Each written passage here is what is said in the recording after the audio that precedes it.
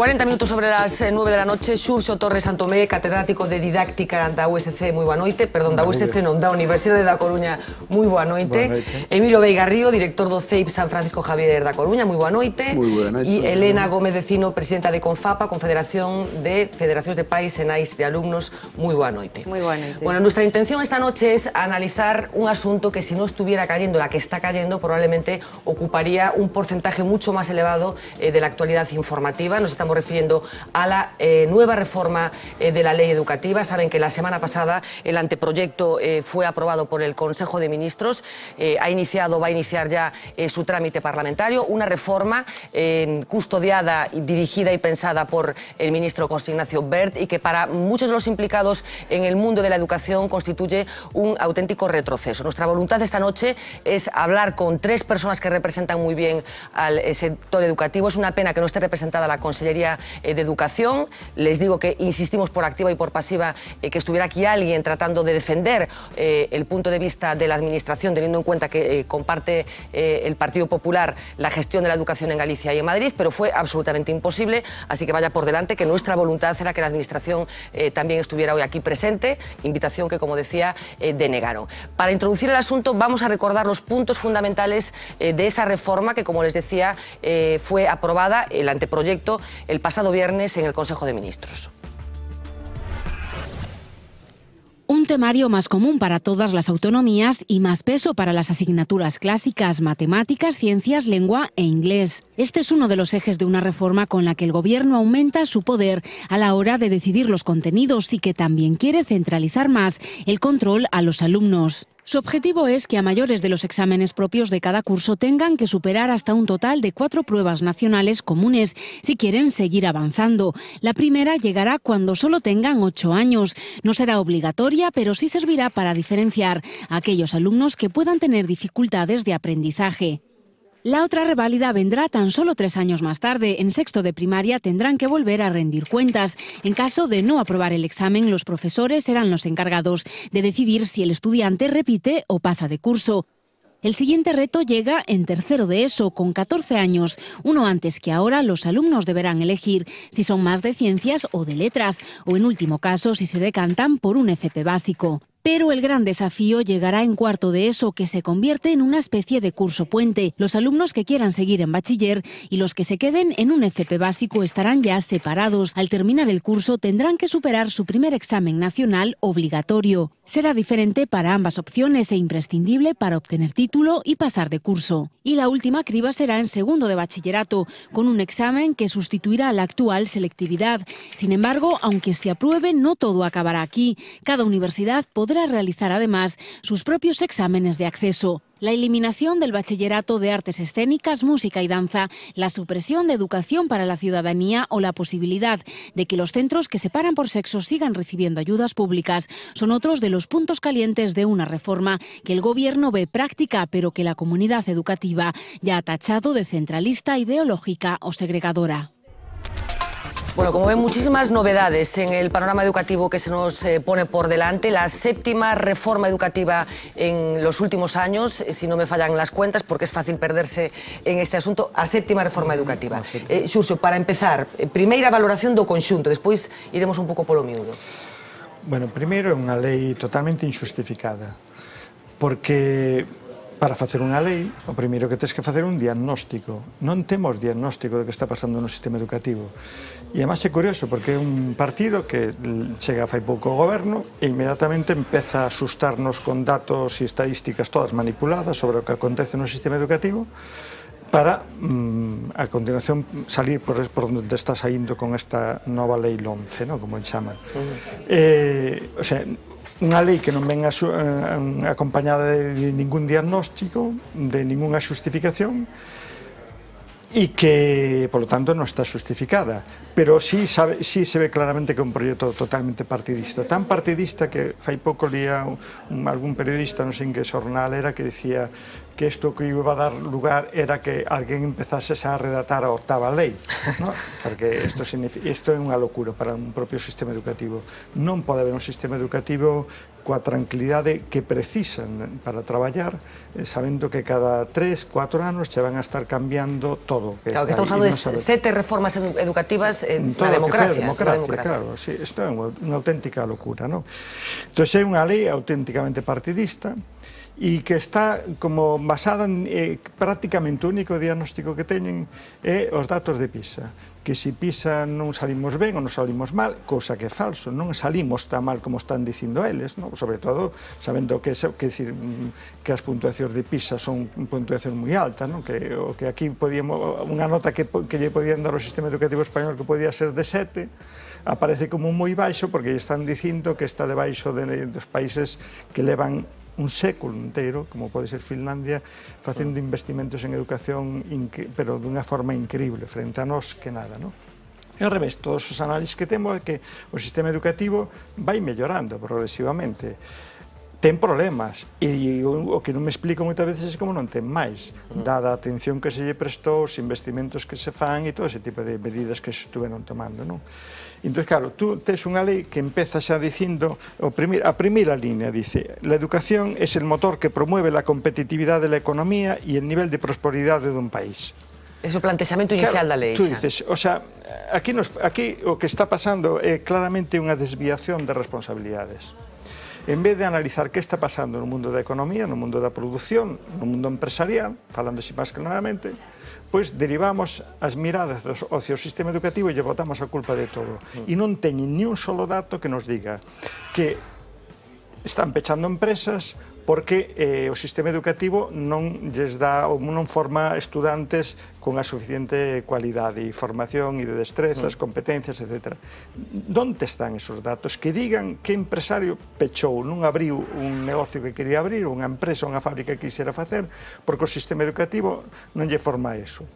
Ao revés, todos os datos o que lle están dicindo é: temos un exceso de sobrecualificación nos poucos postos de traballo que hai, e por riba os mellores estudantes teñen que irse para o estranxeiro para as mellores universidades e mellores países, os países máis competitivos do mundo, co cual tan mano non debemos facer. Bueno, moi significativo. Imos facer unha primeira ronda, Emilio. Primeira impresión e primeira valoración do que se propón dende o Goberno Central. Sí, vamos a ver, tal e como estaba ahora comentando o profesor Surso, o que é moi significativo é o que os docentes, normalmente, os pais evidentemente tamén, sobre todo o colectivo máis relacionado co que é o ámbito do día a día das escolas, como son as AMPAs, as federaciones e demais, o que vemos insostible. O que pasa é que, bueno, eu incidiría nunha cousa, casi un mal endémico político en xeral, porque che chegue o partido que chegue, estamos permanentemente con cambios, e que ademais parece ser que no ámbito educativo, como moi ben dicía Surso, é casi chegar e non esperar moito, sino automáticamente... Claro, que estamos falando de que o Partido Popular é gobernando en 9 meses, pero é que neste tempo que estamos falando, desde precisamente 70, chegamos a 80, 85, 90, 2000, 2001, 2000, decir, a LOCE, ou 2006 coa LOE, é insostible, realmente insostible, para o sistema é insostible. E máis, eu, evidentemente, se me pode achacar que defendo corporativamente o que represento, pero non é así, gracias. É dicir, moitas veces, tanto cambio acaba sosténdose precisamente pola vontade do profesorado, pola vontade que o esforzo que se fai desde os centros, evidentemente, poñendo a colaboración que poñen por parte das APAs, esa implicación e demais. Por lo tanto, punto número 1. Evidentemente, é dicir, un tema que sempre está permanente en riba da mesa, que é intentar que os partidos políticos acheguen acordos de mínimos cara a un funcionamento educativo dun país, que todo o mundo, ao final, reconoce que é a base dun país. O mismo punto enlazaría con outra das particularidades que se fala no documento como é o Estatuto Docente, é outro tema que levamos anos e anos dándolle volta e que non se achegan nuncamente acordos, sobre todo entre os partidos mayoritarios. Por lo tanto, si é certo que cando alguén pretende variar e modificar a lei educativa, pois sempre botamos man das informaciones que van salindo, das sensacións que hai nos diferentes colectivos, que se os pais dicen isto, que se os profesores dicen isto, a propia sociedade, como acabamos de falar. É dicir, o ámbito economicista, no mundo que vivimos, marca moitas das pautas de cambio. Pero é outra das condicións tamén que eu resaltaría, e non solamente esta lei, que non sabemos todavía, acaba de salir, eu a verdad que tuve un pouco ocasión de análisis esta fin de semana e demais, co cual hai cousas que todavía non teño claras, o tema dos investimentos, é dicir, nunca sale unha lei como Dios manda, dicindo por parte de quen ten que dicir, pois esta lei precisa, como moi ben dicíamos, de un orzamento determinado para levála a bon cabo. Podrá ser maior ou menor, podrá ser máis restringido ou menos restringido, pero iso é un fundamento. Pero que isto pasa sempre, está pasando sempre. Nas 7 leis que levamos ditos, non levaban o acompañamento presupostario. No mellor dos casos houve algunha que tuvo atisbos, pero concreto nunca. Polo tanto, as apostas casi sempre se quedan moitas veces en intencións. Por iso hai tanto cambio, porque son intencións realmente. Son boas intencións, a veces cousas que se concretan, outras cousas que non. E logo, claro, a escola sempre acaba sendo o reduto de solución de problemas. Hai problemas sanitarios no país, a escola o vai arranxar. Hai problemas de circulación, a escola o vai arranxar. Hai problemas de... Que a prima de risco a escola vai solucionar. Evidentemente. Pero que estamos sempre nesa tema. E casi dá igual color político, e que, claro, o profesorado ten esa sensación de agobio. Temos esa sensación de agobio que nos supera. Vamos completar un pouco os puntos de vista co representante dos pais e das nais, que non sei como estades vivindo estes tempos tumultuosos. Bueno, estes tempos moi tumultuosos, certamente. En canto a lei, a nova lei da LOMCE, concordo cos compañeiros, vou engadir algo máis, é que se fixe unha lei sen ter en conta para nada a comunidade educativa. Aquí non se consultou nin con nais, nin con pais, nin con profesores, nin con equipos directivos, non se consultou para nada. Foi unha lei feita de golpe. Digamos, a lei Wert, así, a fixo ese señor, ou algún grupo de señores. Eso por unha banda. Por outro lado, nós que defendemos a escola pública, vemos como estáse ninguneando o que un dereito que non é un privilexio. Nos exiximos dereitos, non exiximos privilexios, exiximos o dereito que teñen todos os nenos a unha escola inclusiva. E que, por favor, están empezando a concertar, están, ademais, casi coa chulería de decir que encima imos concertar centros que separan por sexos porque sí. E xa non é que separen por sexos, é a ideoloxía que subxace nesa separación por sexos. Entonces, ante que lei estamos? Preguntámonos, o sea, que vai pasar co ensino público en xeral? Donde están os cartos? Porque cartos hai, senón non habería concertos. Entón, nós o que pedimos, como sempre, é dicir, ningún concerto máis mentre a escola pública estea sufrindo o que está sufrindo. E como ben decía o compañeiro Emilio, quen está levando o peso son os profesores. Por iso as AMPAs estamos sempre, temos unha canle de diálogo aberta sempre co profesorado. Son os profesores os que están levando toda a carga de todos os colexios, o sea, porque vou engadir algo máis, se me deixas. Sí, sí. Unha carga lectiva excesiva. Nos preguntamos, en que momento van ter tempo os profesores de atender aos pais? Teñen máis alumnos por clase, aínda que o neguen, as ratios suben. Teñen menos tempo de titoría. En secundaria pérdese a titoría cos alumnos, que é algo fundamental. E o digo como docente neste caso, é algo fundamental. E logo tes unha hora para atender o mellor a 30 pais. De onde sacamos tempo para atender o resto dos pais? Pois da boa intención dos docentes que ocupan as súas horas, ou ben horas libres, ou ben horas de departamento, horas que teñen para o seu traballo, incluso para o seu lecer, en atender as familias. Eso non hai dereito.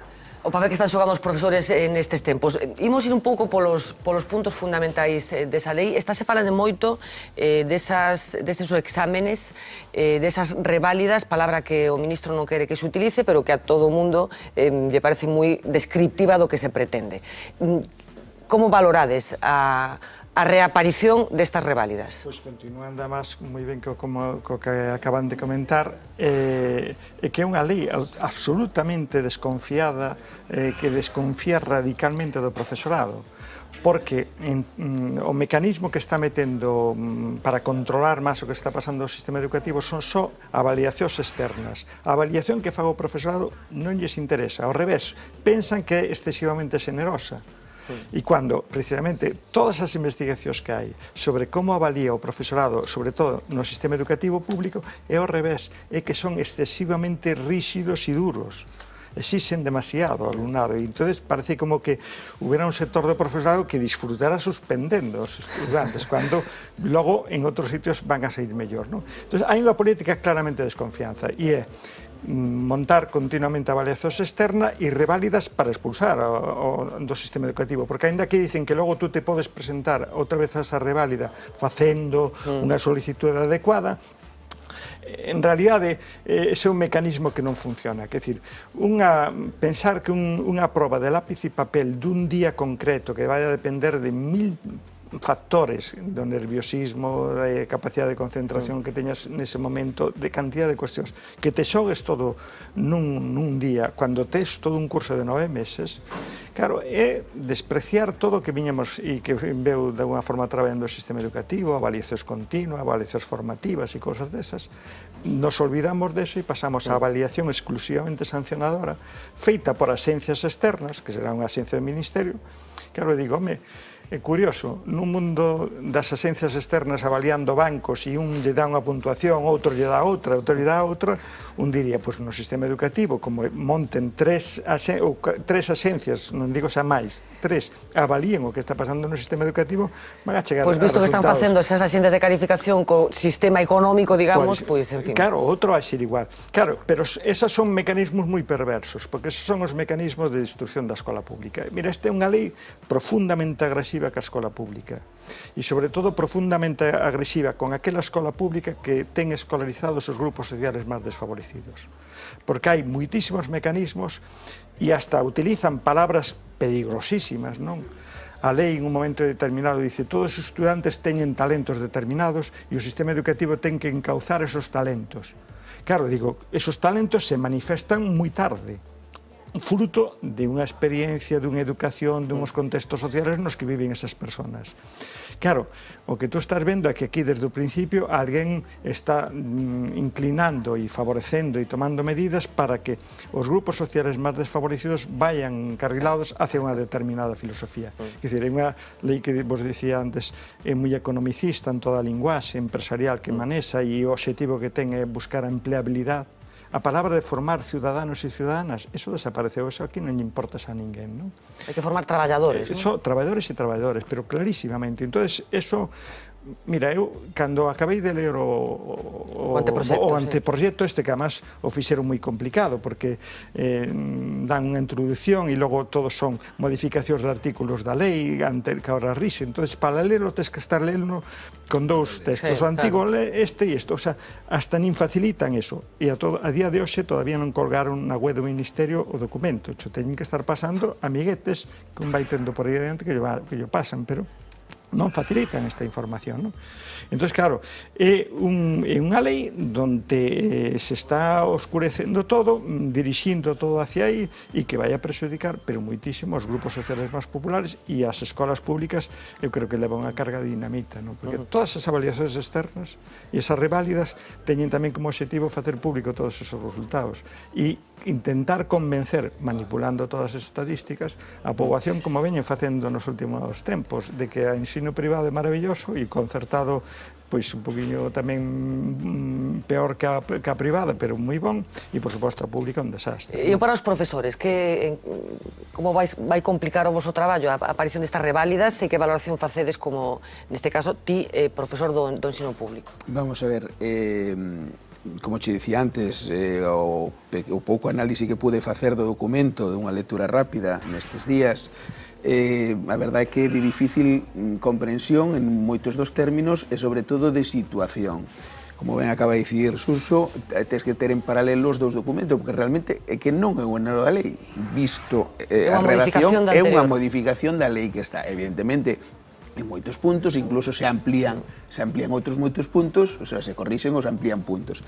Pero quero dicir que a sensación que temos nós tamén é A ver, é dicir, como se van concretar as cousas? Porque se fala de todas estas novas, pero realmente non deixa ni meridianamente claro como se concretarán. Entonces pensamos en función de como se concrete. Lóxicamente, unha evaluación, aquí fala, no punto 20, a evaluación de los procesos de aprendizaje será continua e global, correcto, como debe de ser e como ten que ser. E logo, dice, os centros educativos, a finalizar terceiro de primaria, verán o grado de adquisición de competencias para que o equipo docente poda adoptar as medidas excepcionales correspondentes. Ben, evidentemente, se o equipo docente ten capacidade, vai ter capacidade para intervir, evidentemente unha proba deste tipo da que estamos falando, si vai mediatizar en base aos resultados cualquier tipo de condicionante, lógicamente ten que ser considerado desde un punto de vista non absoluto, sino máis ben relativo, porque como ben decimos, o alumnado, todos fomos alumnos, todos pasamos selectividades, todos pasamos probas, o alumno nun momento determinado, en edades tan tempranas moito. Incluso podemos caer en outro problema desde o punto de vista do profesorado, que claro, é dicir, que pasa? Si eu sei que o meu alumnado vai ter que experimentar ou vivir unha proba determinada nestas condicións, pois ao mellor eu ao final o que acabo é cambiando parte do meu que facer diario para ir preparando ese tipo de prueba e ir encauzando ao alumnado hacia ese tipo de prueba, cosa que tampouco sería... O sea, que o curso se convirta en un entrenamento, digamos, para pasar a proba, non? Que poda quedar mediatizado. Evidentemente non é o idóneo. Lóxicamente, se o que está aquí posto se concreta nesta línea, pois evidentemente, pois de acordo, problema que non sabemos exactamente como vamos a quedar, nin realmente. Se fala incluso de sexto, a proba de sexto, en primaria, que, bueno, vai ser informativa, tal e como anuncian, isto máis de tipo diagnóstico e tal. Ben, pero evidentemente é isto. A de terceiro tamén nos extraña un pouco tamén o momento. En terceiro, nenos bastante pequenos, incluso na concepción actual de estrutura que non modifica, porque sigue falando, non hai aparentemente eu non vin unha modificación de estrutura, a estrutura da primaria é un primer ciclo, un segundo ciclo, un tercer ciclo, ahora mesmo a paliación diagnóstica era un cuarto, é dicir, ao rematar un segundo ciclo, bueno, un momento intermedio, tal. Evidentemente, se o que queres é ter resultados para ter máis tempo para corrixir, pois bueno, quizás terceiro sí, pero coa propia estrutura que temos ahora hasta non nos encaixa. Estamos por ver, a ver como van quedar as cousas. Elena. Bueno, pois nos pensamos... No caso concreto das reválidas, como... Sobre as reválidas, sí. Para nós, as AMPAs, as familias, que a un neno de terceiro de primaria o sometan a unha reválida, nos parece unha barbaridade, o sea, un despropósito total. Por qué? Na escola pública, eu falo sempre da escola pública, teño moi claro que esta lei favorece, como ben decía Xurxo, está pensada para a escola privada e incluso para a concertada. Na escola pública conviven nenos, nenas de moi distintas procedencias, de moi distintos niveis económicos, etc. etc. Un neno de 8 anos pode ter moita axuda na casa ou pode que non teña axuda na casa. Un neno de 8 anos pode ser que precise un reforzo na aula. Pode ser que teña unha necesidade especial ou específica. Entonces, que vai ocurrir? Vai ocurrir que vai haber unha segregación natural. O sea, é unha auténtica selección natural. Construída e forzada. Bueno, quero dicir, entre os nenos, o sea, vai haber os que pasen a reválida e os que non pasen a reválida. Que vai ocurrir cos nenos que non pasen a reválida? Eso de que os van a axudar máis, de que é para reforzar e tal, pero se non hai profesores de reforzo, pero se están os PTs, é dicir, os de pedagogía terapéutica e os profesores de audición e linguaxe totalmente recortados, sobre todo no rural. Non, pero si a reválida está pensada de tal forma que se tú a suspendes vas para fora, ou como moito podes solicitar repetila, pero xa non te vai a preparar o centro para esa reválida. Xa non te prepara. E son reválidas además especializadas, quer dizer, porque hai unha que vai hacia bachillerato e outra que vai hacia formación profesional. E aí está onde hai tamén outra carga de profundidade grande, non? Porque o que van a facer é rebaixar o que era a filosofía da comprensividade ou do tronco común até os 16 anos, volvemos á Lei Xeral de Educación de 1970, aos 14 anos. Porque aos 14 anos os estudiantes xa van a escoller entre matemáticas para FP e outra matemáticas que será para as enxeñerías, me imagino, ou para outra cousa. E outras materias optativas, dicen. E logo, por suposto, xa en cuarto, de educación secundaria xa teñen que escoller a iniciación a la formación profesional ou iniciación ao bachillerato. Claro, é unha política que ignora todo a historia do que foi a educación comprensiva ou con ese tronco común hasta os 16 anos. E era que todos os países europeos, durante según iba avanzando o século XX, se iban dando conta que mira por donde as vocacións ou os talentos hacia as carreiras científico-técnicas e as carreiras hacia as humanidades tiñan unha dimensión de clase social. Parece que as clases sociales nacían con talentos diferentes, porque o que se vía era que sempre as clases sociales máis populares e as clases medias menos cultas acababan mayoritariamente nas humanidades, non? Home, sempre había un de ciencias, que era o que en socioloxía se chamaba o rehén da burguesía. Dice, había un, e dice, para que hai unha cosa. Pero a estadística era clara aí. E nas clases máis altas, todas e culturalmente máis formadas, iban todas hacia o mundo das ciencias, non? Alguna excepción, algún refén por aí, non? Pero iban hacia aí. Claro, o que nos dimos conta é que aquí había moita información e que as propias familias e os propios centros non caían moito na conta neso, entre outras cosas porque en esos niveis educativos moitas veces ese profesorado tamén pertenecía a un grupo social non socialmente moi culto, non moi económicamente forte ou con capital cultural forte, non? Entón, o que facían as familias era detectar moi rapidamente donde os seus fillos ou fillas tiñan problemas e inmediatamente poñer os remedios, pero sabendo que a eles o que lles interesaba era que foras ben en lingua, en matemáticas e en ciencias, e que as outras, pois bueno, era esa etiqueta que agora máis se reforzou ao máximo e se vai a reforzar máximo, que se chamaban as Marías, non? E agora volve un pouco toda esa filosofía, volvemos xugar con eso dos talentos e que los vas a orientar, pero o que xa sabemos que vai a suceder, porque non fai falta nada máis que mirar os países onde eso estuve Vicente ou onde está e sigue sendo así. Cal foi a solución? Pensen menos de 8 anos, o que me estou referindo eu. No, pero en ese momento quitaron a dimensión de reválida, quitaron. Eso é unha especie de avaliación. Pero ainda así... Pero, bueno, eso é outra locura. Con respecto ao reforzamento de asignaturas instrumentais, creo que lle chaman, que son lingua, matemáticas, ciencias e idiomas. Unha priorización deso. Había unha certa demanda, ou polo menos unha demanda social de que había que reforzar, claro. Evidentemente, a veces con 20 tamén miras un pouco o ombrigo, moitas veces, nosotros como colectivo, volvo a incidir, moito profesorado leva manifestando desde fai tempo que hai un grupo de nenos, é dicir, que hai un número determinado de nenos que nas aulas que non dan ido, que están ali e que non dan ido. Eso se malvendeu, é dicir, mal publicitámoslo, non era esa fórmula, nin é esa fórmula, pero evidentemente esa realidade, eso se transmite, socialmente se recolle, pero que esa é unha realidade, e logo, desde logo, socialmente, desde o ámbito social, cultural, economicista, lóxicamente, o que se vai é precisamente a este tipo de cousas, é dicir, vamos a este tipo de alumnado, o certo tipo de alumnado que, en principio, supuestamente, non vai a acabar ou non vai a continuar, vamos lle dar unha saída. Claro, lóxicamente, o problema son as edades tempranas, e sobre todo as orientacións. É dicir, temos que xugar con orientacións previas, familia, alumno, neste caso en primaria, efectivamente, tal e como parece que queda, pois é máis nesa línea, solo familia. Pero fíjate, temos un sistema educativo que precisamente cando empezamos a reforzar desde abaixo, desde a educación infantil hacia arriba, conseguimos en este momento estar entre os países líderes do mundo en cuanto a mellora que teñen os fillos con relación á formación que teñen os seus pais e máis. Somos dos países onde a distancia creceu máis. É dicir, hai moita máis xente que está progresando dentro do sistema educativo porque se empezou moi rapidamente con a educación infantil a facer eso. Que fai este ministro xa? Dice, educación 0-3 queda como asistencial.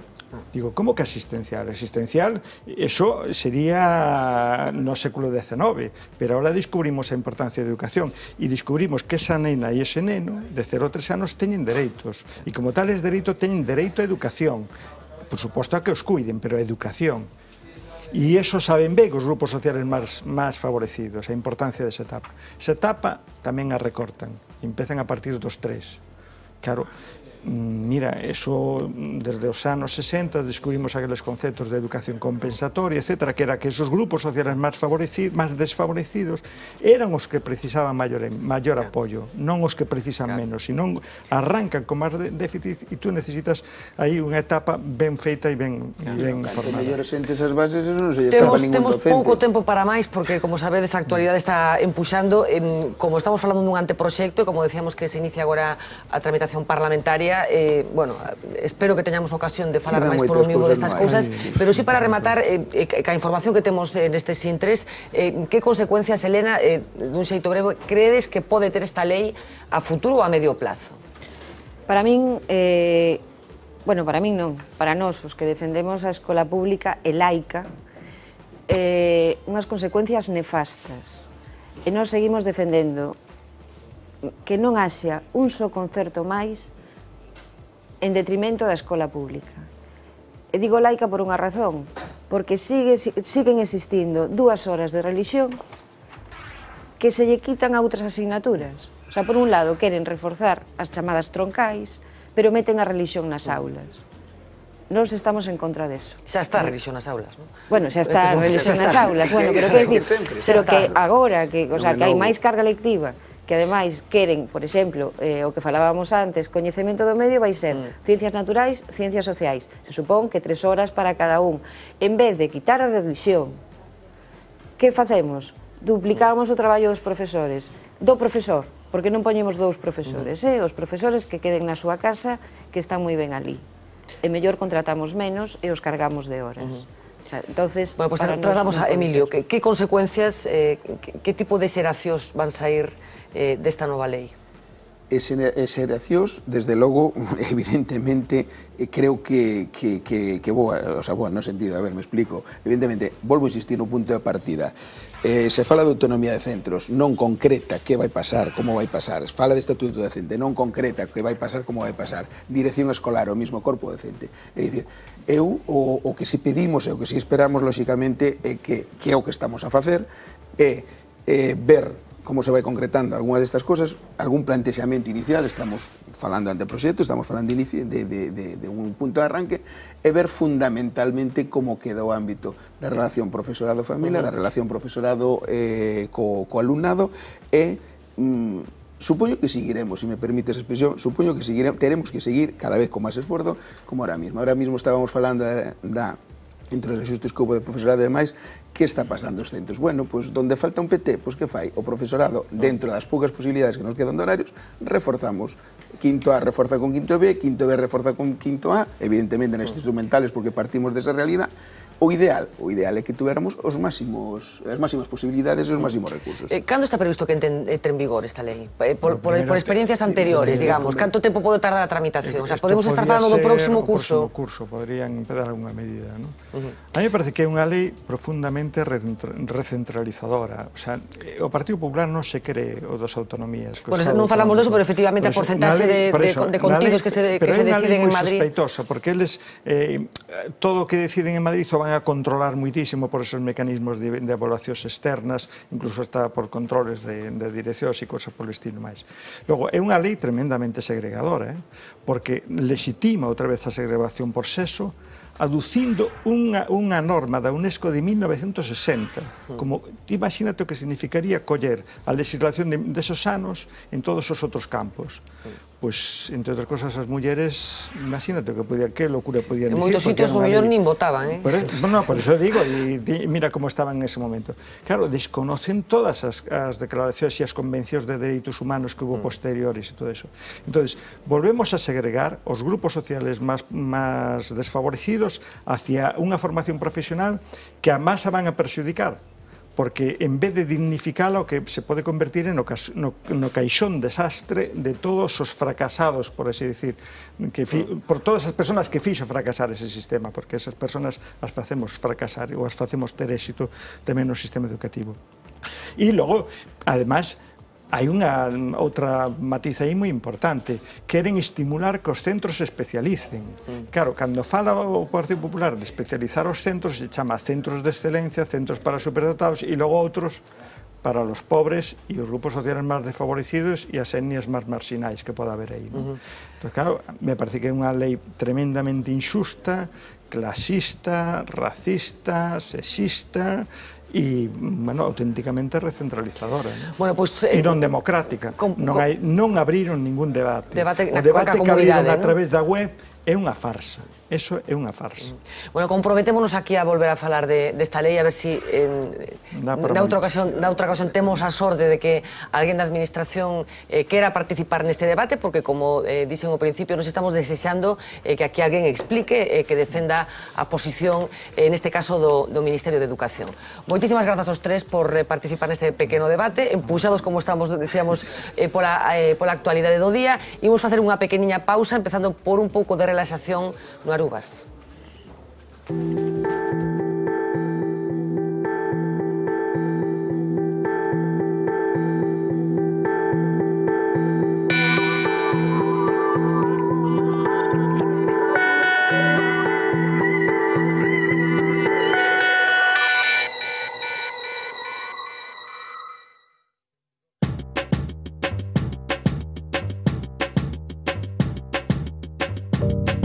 Arubas Coffee nace de nuestra empresa matriz Café Aruba como un refuerzo de marca para tener una imagen corporativa afincada en Coruña.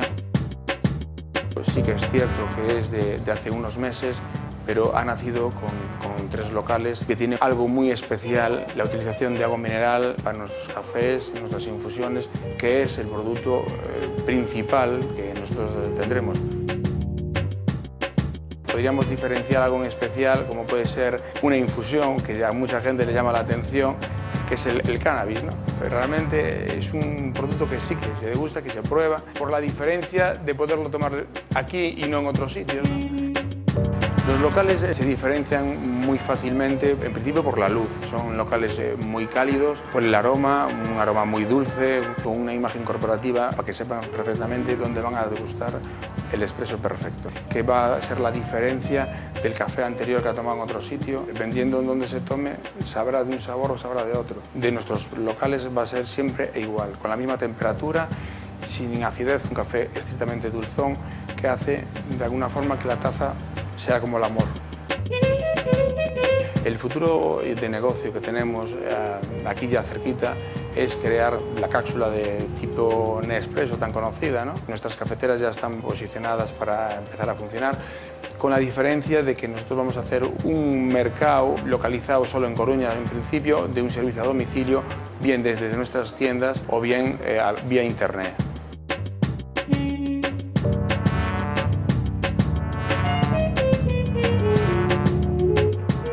La idea es crear un local pequeño, pero de un gran desarrollo, de una venta muy activa, de un café, una infusión, para una persona que realmente quiere aventurarse al mundo de lo que es la hostelería, pero una hostelería que es totalmente diferente, una hostelería que es selectiva, una hostelería que realmente es de un diseño nuevo, ¿no?